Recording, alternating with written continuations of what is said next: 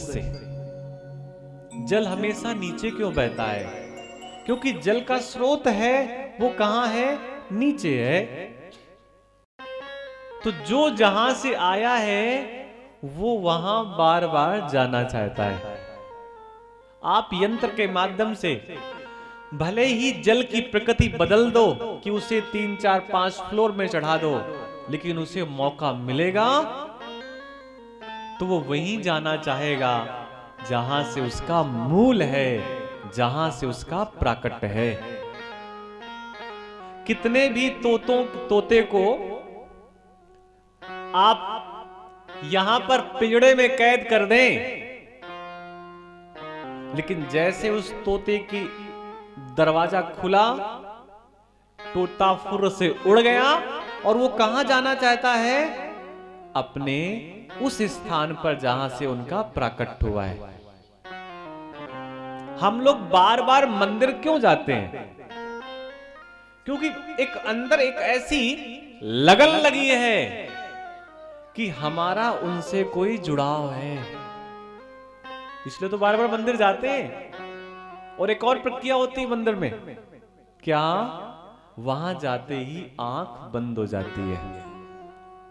मंदिर जैसे ही गए, भगवान के द्वार पे जैसे ही गए, जगन्नाथ के द्वार पे जैसे ही गए, तो जगन्नाथ की आंखें तो बहुत बड़ी बड़ी हैं, लेकिन हमारी आंखें जैसे ही भगवान की ओर देखा हमने, हमारी आंखें झुक गईं, बंद हो गईं। अब सोचिए, आपने इतनी बड़ी यात्रा की बद्रीनाथ भगवान की, और वहां जैसे पहुंचे आंखें बंद। और कोई आपसे पूछ ले कि भैया आप तो दर्शन करने के लिए आए हैं, आंखें तो खोलो, लेकिन उसकी आंखें पूरी बंद हैं। क्यों? क्योंकि खुली आंखों से हम भगवान को नहीं देख सकते। उनके लिए दिव्य चक्षुओं की आवश्यकता है। इसलिए हम हमेशा जब मंदिर जाते हैं तो वहां पर हमारी आंख बंद हो जाती है, और फिर अपने अंदर ही हम उस ईश्वर का चिंतन भी कर लेते हैं। पहला अवतार सनत कुमार के रूप में हुआ, यह भगवान का प्रथम अवतार बताया गया। द्वितीय अवतार में भगवान ने सूकर का रूप लिया।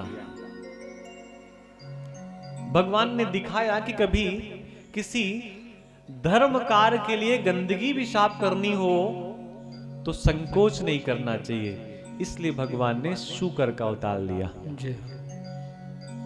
बहुत बार तो सूकर का महत्व नहीं समझ में आता, लेकिन किसी बालक का जन्म मूल नक्षत्र में हो तो 27 जगह की मिट्टी में एक जगह की मिट्टी सूकर के यहां की भी आती है। तीसरा अवतार भगवान का नारद के रूप में हुआ। चौथा अवतार नर नारायण पर्वत के रूप में हुआ। ये नर नारायण पर्वत है कहां पर?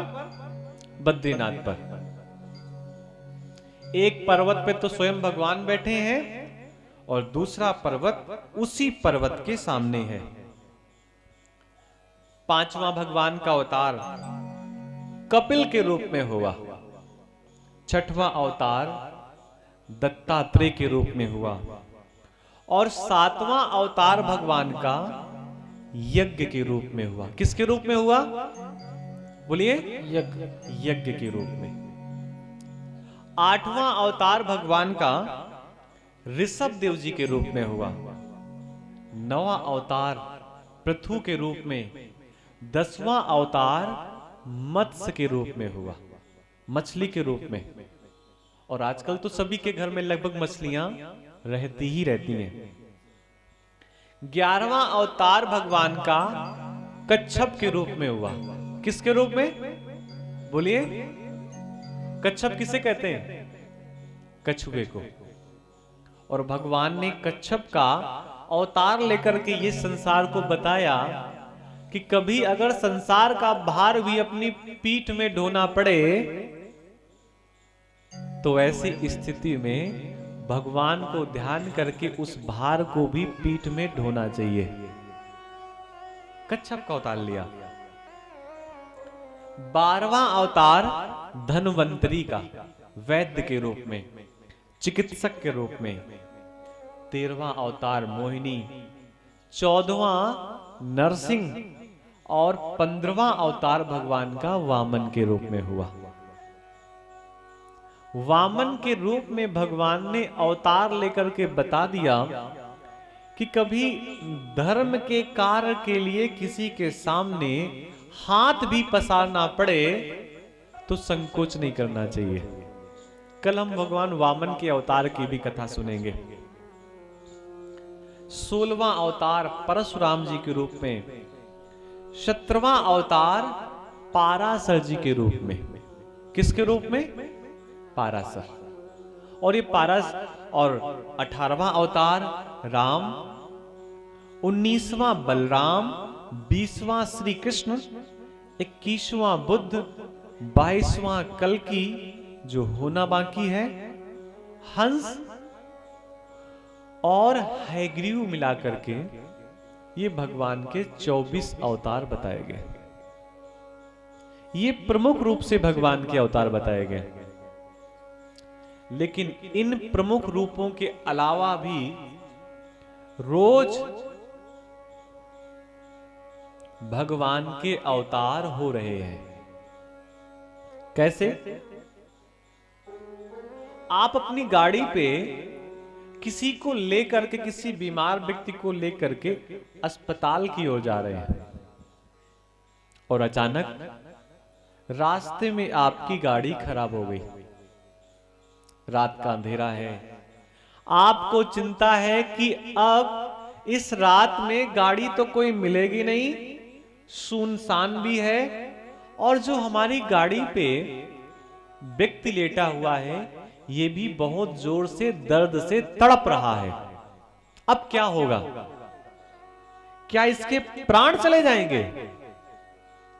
लेकिन उसी समय ऐसा आप भगवान का चिंतन कर ही रहे होते हैं कि एक और कोई व्यक्ति, अनजान व्यक्ति गाड़ी वाला वहां से आता है, ब्रेक लगाता है, पूछता है भैया क्या समस्या है, और आप अब उसको अपनी पूरी बात बताते हैं कि हमें तो अस्पताल जाना था, हमारी गाड़ी पंचर हो गई और हमारे पास जो व्यक्ति लेटा हुआ है ये बहुत बीमार है।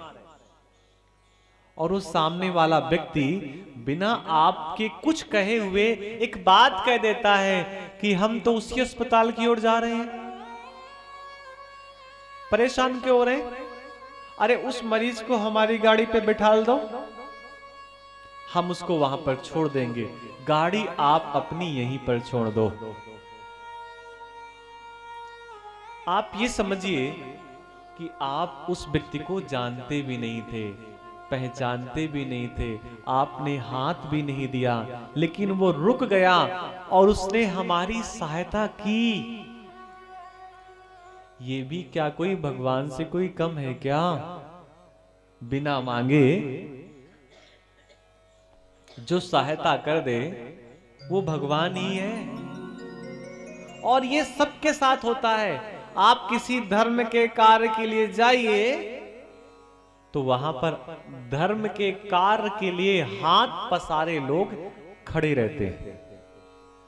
आप कहेंगे ऐसा नहीं होता, ऐसा ही होता है। राम जी वन गमन के लिए निकले, तुरंत वो भिल्लों का राजा आ गया। उसी समय तत्काल नौका लेकर के केवट आ गया। आगे ऋषि मुनि मिले, पशु पंछियों ने, गिद्ध आ गया जिसका भोजन अच्छा नहीं होता, और कोई त्रुटि हुई, माता सीता का हरण हो गया तो वहां पर सबरी मिल गई, सुग्रीव मिल गए, हनुमान मिल गए, और वो जो दुष्ट व्यक्ति का भाई था विभीषण, वो भी भगवान की सहायता करने के लिए आ गया। तो आप धर्म के कार्य के लिए जैसे ही निकलते हैं, निश्चित लोग आपका हाथ पकड़ करके सहारा देने लगते हैं। एक छोटे से गीत का सहारा हम लोग लेंगे और पुनः आगे भजन पे बढ़ेंगे।